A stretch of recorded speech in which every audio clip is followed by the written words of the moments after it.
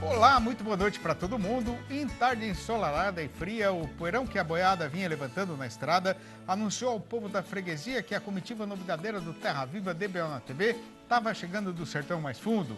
E os companheiros já foram acendendo uma fogueira para escutar a nossa conversa boiadeira, que está começando agora com a apresentação da prosa brideira do dia. Nas currutelas e freguesias por este mundão do sertão brasileiro, faz 2 semanas que o assunto principal nas rodas de prosa dos companheiros boiadeiros é a onda de frio que gelou quase o país inteiro.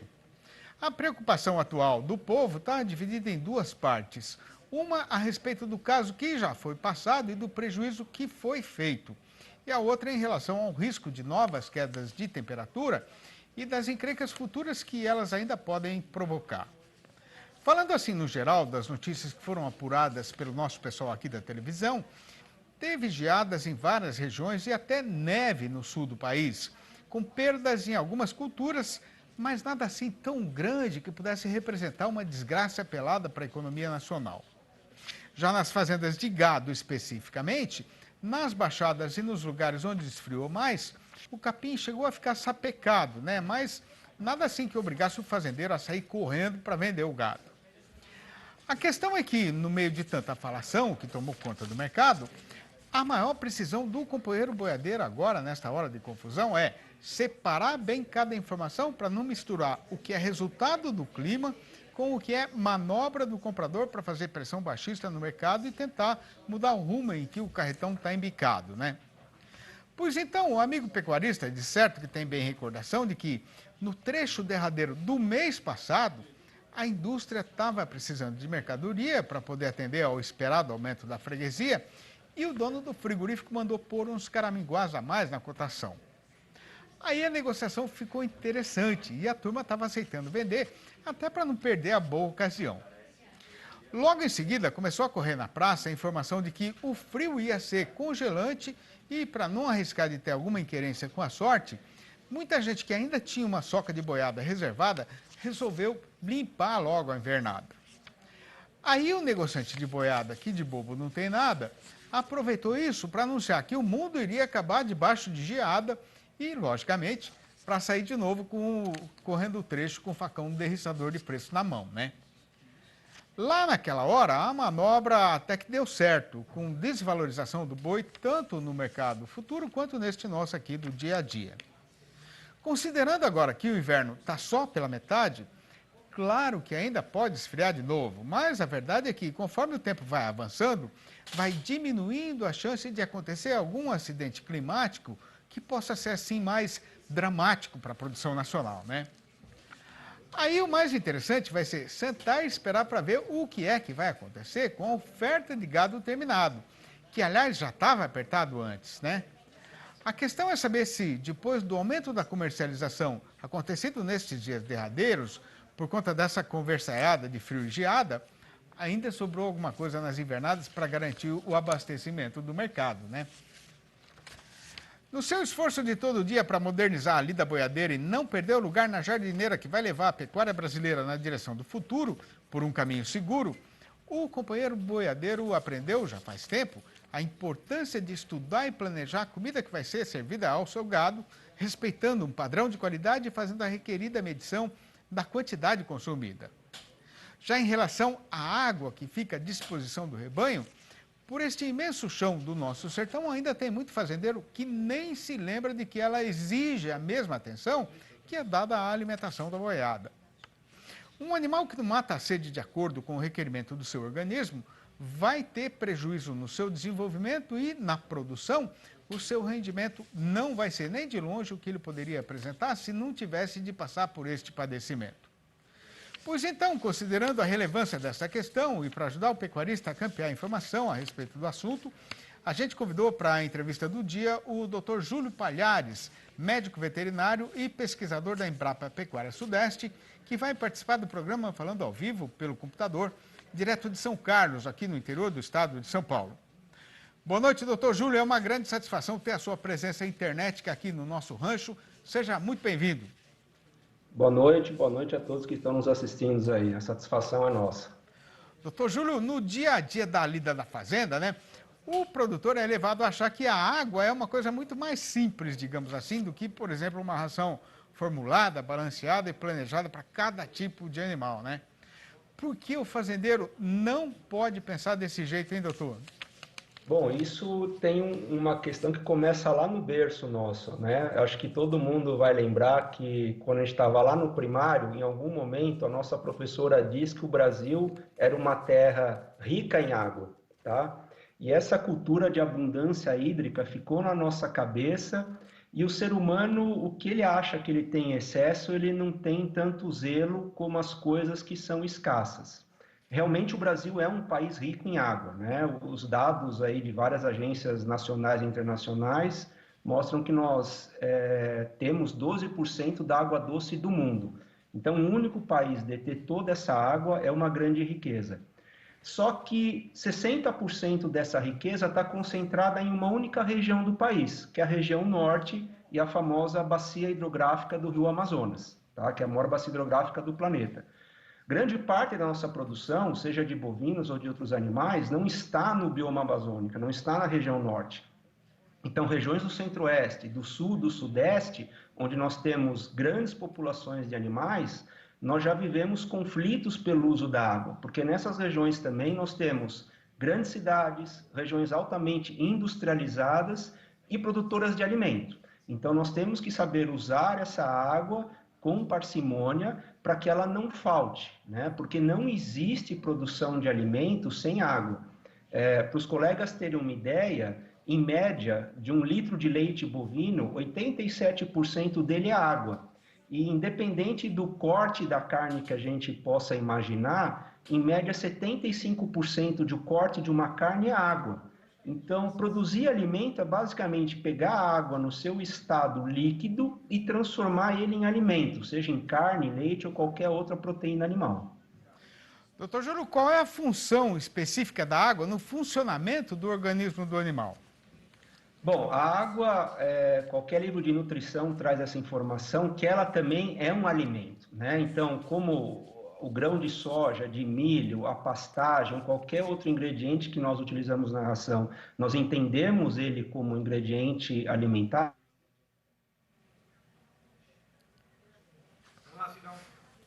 Bom, acho que a gente está tendo um pequeno problema aí Água com basicamente a um nossa animal. comunicação com o doutor Júlio, lá da Embrapa Pecuária Sudeste. Doutor Júlio, o senhor está me ouvindo agora? Tô ouvindo. Então, na sequência, aquilo que o senhor estava falando da importância da água no organismo do animal, né, no funcionamento do Isso. organismo do animal. A água, ela deve ser entendida como um alimento, tá? Dentro do sistema de produção. E esse alimento, ele tem 3 formas de ser disponibilizado para o animal. O bebedouro, onde o animal vai lá e bebe. O próprio alimento que o animal come, seja a silagem, a pastagem, o grão de milho, de soja, também são fontes de água e é uma forma de dessedentar o animal. E tem uma pequena porção que nós chamamos de água metabólica, que é originada pela própria fisiologia do animal, que é uma pequena parte. A grande fonte de água para qualquer animal é o bebedouro, e a segunda maior fonte seria o alimento. Então a água tem essa função de alimentar o animal, a água tem a função de trazer bem-estar ao animal, porque ela é uma forma que o animal utiliza de manter a sua temperatura de acordo com o ambiente e se manter numa zona neutra, que ele esteja em conforto térmico. E a água também é fundamental para todos os processos fisiológicos do animal. Sem ela, esses processos começam a ser debilitados, levando a um pequeno estresse do animal, uma pequena desregulação, ou até a própria morte do animal, dependendo do nível de escassez hídrica que esse animal estará sofrendo. Agora, doutor Júlio, a gente tem no mercado, né, equipamentos muito sofisticados, controlados aí por computador e tal, para medir o consumo de comida pelos animais, né? E para medir o consumo de água, doutor Júlio, o que é que o fazendeiro tem de fazer? Hoje nós temos esses equipamentos também ultramente sofisticados e de precisão que a gente consegue mensurar o consumo de cada animal ao longo das 24 horas. E esse consumo o produtor pode ver na tela do computador dele e acompanhar isso ao longo do dia. Esses equipamentos têm alto custo, hoje já tem fazendas que utilizam esses equipamentos, mas mais fazendas que avaliam eficiência e vendem genética, isso ainda está. E instituições de pesquisas como nós aqui na Embrapa dispomos desse equipamento. O que tem mais à mão para o produtor, e grande parte deles poderia tomar essa iniciativa, de instalar o hidrômetro. O hidrômetro é aquele reloginho muito comum em toda casa, na cidade, que tem lá na porta da casa e mensalmente vem uma pessoa medir o seu consumo. Seria o mesmo equipamento que nós poderíamos utilizar nas fazendas. Nós teremos um consumo médio de água, né? Porque você não vai ter o consumo individual a partir do hidrômetro, mas ele é uma forma barata, simples, de fácil entendimento pelo produtor ou pelos colaboradores da fazenda para promover a gestão hídrica da fazenda. É sempre bom lembrar que não tem como a gente manejar alguma coisa se nós não conhecermos isso que nós estamos querendo manejar. Então, a medição do consumo de água é uma forma de nós conhecermos a relação do sistema de produção com a água e, a partir daí, propor boas práticas de manejo hídrico. Agora, tendo água à disposição na propriedade, né, doutor Júlio, o que poderia levar o animal a não tomar a água na quantidade suficiente daquele requerimento natural do organismo dele?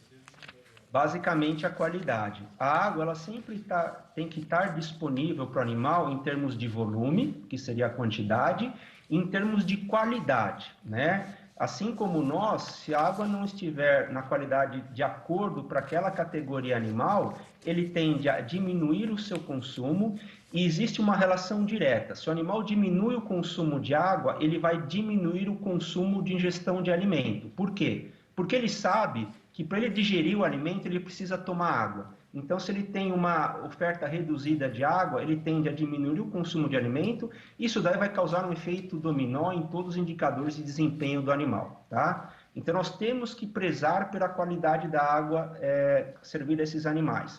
A recomendação da Embrapa Pecuária Sudeste é que, no mínimo, uma vez por ano, o produtor colete uma amostra de água, orientado por um laboratório que tenha cultura para isso, tá? De fazer esse tipo de análise, e realize a análise de qualidade da água. A partir dessa análise de qualidade da água, o produtor vai ter poder de decisão para saber se a água que está sendo ofertada está de acordo, e se não estiver de acordo, promover algumas ações corretivas para servir água na qualidade que o animal deseja. Uma coisa importante é que a gente ouve muitas vezes falar que o animal tem que tomar água potável, assim como nós. Isso é um erro, tá? Água potável é um termo que consta numa portaria do Ministério da Saúde e está ligada ao consumo humano de água. Então, para humanos, sim, nós temos que escrever água potável. Para animais, a gente não precisa ter padrões de potabilidade. O que determina a qualidade da água servida a um animal são duas portarias do Conselho Nacional de Meio Ambiente, que nós chamamos de CONAMA 357 e CONAMA 396. Então, o produtor tem que ter ciência dessas duas portarias, fazendo análise da qualidade da água, comparando com esses padrões legais que constam na lei, ele vai poder saber se a água está com o padrão de qualidade desejado, que vai promover o maior desempenho dos animais e vai garantir a sanidade desse rebanho. Tá certo. Bom, doutor Júlio, a gente teria mais uma meia hora para conversar sobre essa questão da água. Sim, porque a água é um tema universal. E é uma coisa muito interessante, extremamente importante no manejo do dia a dia da fazenda. Então, fica aí o nosso conselho para o companheiro produtor que está assistindo a gente aí na frente da televisão, para procurar se informar melhor em relação a isso, e, se for o caso, também procurar o pessoal aí da Embrapa Pecuária Sudeste de São Carlos para complementar essas informações. Doutor, queria agradecer demais a sua presença aqui no nosso programa, a sua participação, mandar um abraço para todo o pessoal aí da Embrapa Pecuária Sudeste e agradecer e desejar aí um bom trabalho para vocês e agradecer por tudo que vocês têm feito pela pecuária brasileira. E até a próxima, doutor Júlio. Nós que agradecemos o espaço, a Embrapa Pecuária Sudeste está sempre à disposição, e só lembrar a todos que nos estão assistindo, se eles acessarem a página da Embrapa Pecuária Sudeste, nós temos várias publicações que podem ser baixadas gratuitamente, que tratam desse tema, quantidade de água, qualidade da água, boas práticas hídricas que o produtor pode auxiliar. Um abraço a todos e bom final de semana. Abraço, doutor Júlio. E veja a seguir. O mundo inteiro está de olho no milho brasileiro, mas assim mesmo a relação de troca entre o grão e a arroba do animal terminado melhorou para o lado do fazendeiro. E no mercado do boi gordo, a sexta-feira era para ser de febre paradeira na nossa praça boiadeira. Mas o frigorífico não conseguiu disfarçar o seu interesse na compra do que sobrou de gado terminado na invernada e a negociação voltou a ficar equilibrada. O Terra Viva DBO na TV volta já, aguarde. Estamos de volta e, tendo sido grande o consumo, a precisão agora é de fazer uma compra boa de insumos, mas para não gastar à toa, a gente passa a estudar com atenção a situação e o caso que está sendo passado neste mercado. Nos estados sulinos, o tempo foi complicado para todo mundo neste começo de julho, especialmente para o produtor de milho, que teve de enfrentar, em plena colheita, uma chuvarada que não estava sendo esperada e um frio exagerado, com geada e até queda de neve em algumas regiões, o que, dependendo ainda de uma avaliação mais detalhada, pode até ter prejudicado a produtividade das lavouras que estavam mais atrasadas. Aí, com tudo isso acontecendo para empatar o serviço e embaralhar o mercado, o resultado foi que o preço não cumpriu a previsão de cair e continuou subindo. Agora até com mais constância e substância, né? Já no Sudeste e no Brasil Central, o clima também não se comportou da maneira ideal, mas essa destemperança não chegou a prejudicar muito o andamento do trabalho. E falando assim, no geral, a colheita está andando numa toada praticamente normal. O interessante é que, a respeito da produtividade, as notícias chegadas do Eito dão conta de um rendimento até melhor do que aquilo que estava sendo esperado. Principalmente por conta disso, nestas regiões a cotação do grão está patinando ou andando de lado, ou ainda apresentando ligeiras quedas. Este foi o caso acontecido em Campinas, por exemplo, aqui no estado de São Paulo, né? Onde a saca de 60 quilos do produto está sendo negociada na base de R$ 38,00, sem contar a despesa com frete, o que dá 0,8% a menos do que neste mesmo período do ano passado. Para vender a soca da boiada já engordada e saber o investimento a ser feito na próxima temporada, primeiro o companheiro precisa ter perfeito conhecimento do andamento e da situação atual do mercado. E para atender a esta precisão, a gente faz agora a recitação do noticiário e do comentário a respeito do mercado do boi gordo e da evolução da sua cotação. O amigo fazendeiro, que já tem muitos janeiros nesse nosso serviço de pelejar e lidar com mestiço, tem bem sabedência de que, tirante o caso de alguma ocorrência fora da normalidade, a sexta-feira costuma ser de febre paradeira na nossa praça boiadeira, né? Pois é, mas não foi exatamente isso o que aconteceu nesta jornada fechadeira da segunda semana do primeiro mês da metade derradeira do ano. O caso que tem para ser contado é que, depois de passar estes dias derradeiros ameaçando de se largar na descida da ribanceira, a arroba se estabilizou e o mercado já está mais equilibrado. Repare, companheiro boiadeiro, que neste ponto em que a gente está do calendário, era para o comércio de carne estar bem mais movimentado, porque o trabalhador brasileiro que ainda está empregado acabou de receber o pagamento do salário e deveria estar formando fila na porta do açougue. Mas o estabelecimento continua quase vazio porque está todo mundo com medo de gastar dinheiro. Tanto que no mercado de carne com osso no atacado, o boi casado de animais castrados caiu de novo para R$ 10,03 o quilo, ou 1,6% a menos do que na semana passada. O que ainda está ajudando a não deixar o carretão destrambelhar na direção de morro abaixo é a demanda do setor exportador. Juntando tudo, o resultado foi que, no balanço do dia da Scott Consultoria, foram apuradas 8 mudanças nas cotações entre as 32 regiões pesquisadas no Brasil inteiro, sendo que o preço subiu em 4 delas e caiu em outras 4. A lista destas arribadas foi encabeçada pelo noroeste do Paraná, onde a alta foi geral, com o boi indo para R$ 150,50 e a vaca para R$ 134, a prazo e já livre do fundo rural. No mesmo trieiro foi a praça de Marabá, no Pará, que trabalha agora com o macho a R$ 142,00 e a fêmea a R$ 132. No norte do Tocantins, a alta foi só para o boi, que melhorou para R$ 142,50. Já nas Minas Gerais, o mercado andou em rumos desencontrados. Na região norte do estado, aumentou tudo, com o macho arredondando R$ 150,00 e a fêmea passando para R$ 139,00. Mas no Triângulo Mineiro, o caso foi de queda para a vaca, que voltou para R$ 138,00.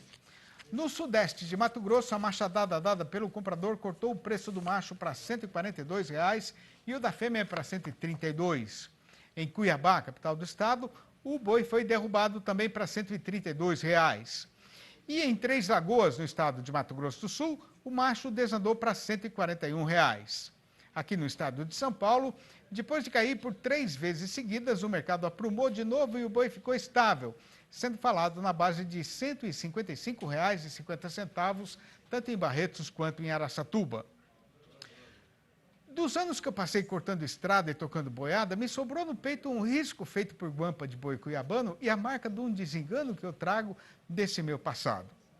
O corte faz tempo que está cicatrizado, já a desilusão ainda me aperta o coração. Mas eu sou um caboclo forte e não lamento a sorte. Desse sentimento a viola me consola. E assim eu vou vivendo, aprendendo dia após dia a barganhar tristeza por alegria. Atendendo o toque do berrante, que já está lá adiante chamando a boiada, a gente pede licença para fazer a retirada, mas já fica marcada a volta do Terra Viva DBO na TV para domingo e segunda-feira, às 6h30 da manhã, com a repetição desta apresentação que a gente está terminando agora. E de novo na segunda-feira, às 7h30 da noite, com um programa novo para destrinchar as notícias do dia. Um abraço, um ótimo final de semana para todo mundo e até lá então.